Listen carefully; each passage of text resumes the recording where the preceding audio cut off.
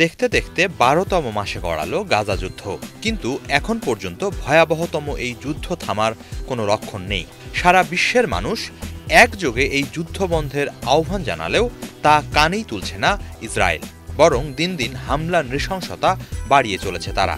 আর তাদের এই হত্যাযজ্ঞে অস্ত্র দিয়ে সহায়তা করছে যুক্তরাষ্ট্র, যুক্তরাজ্য সহ পশ্চিমা দেশগুলো।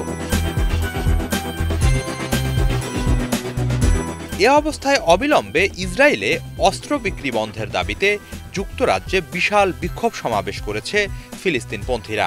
শনিবার রাজধানী লন্ডনে হওয়া ওই সমাবেশে প্রায় ২৫,০০০ মানুষ অংশ নেয়। সেন্ট্রাল লন্ডনে জড়ো হয়ে ইসরায়েলি দূতাবাস অভিমুখে পদযাত্রা করে তারা।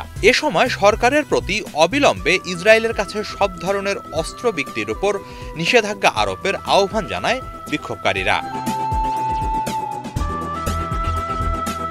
এদিকে বিক্ষোভ সমাবেশ ঘিরে যে কোনো ধরনের অনাকাঙ্ক্ষিত পরিস্থিতি বা সংঘর্ষ এড়াতে তৎপর ছিল লন্ডন পুলিশ।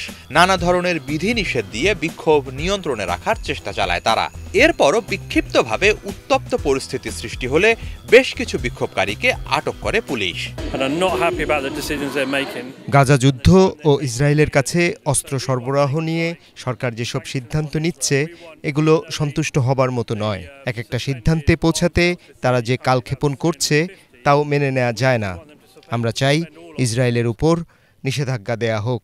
সরকার ৩৫০ প্রতিষ্ঠানের মধ্যে মাত্র ৩০টির অস্ত্র বিক্রি স্থগিত করেছে, কিন্তু আমরা চাই সবগুলো প্রতিষ্ঠানকেই এর আওতাভুক্ত করা হোক। ৩ সেপ্টেম্বর ওই ৩০টি প্রতিষ্ঠানের ওপর ইসরায়েলের কাছে অস্ত্র বিক্রি বিষয়ক নিষেধাজ্ঞা দেয়া হয়।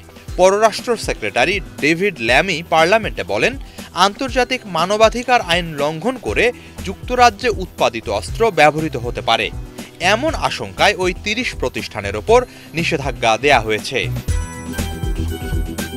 Equal Zubair, Bangla vision.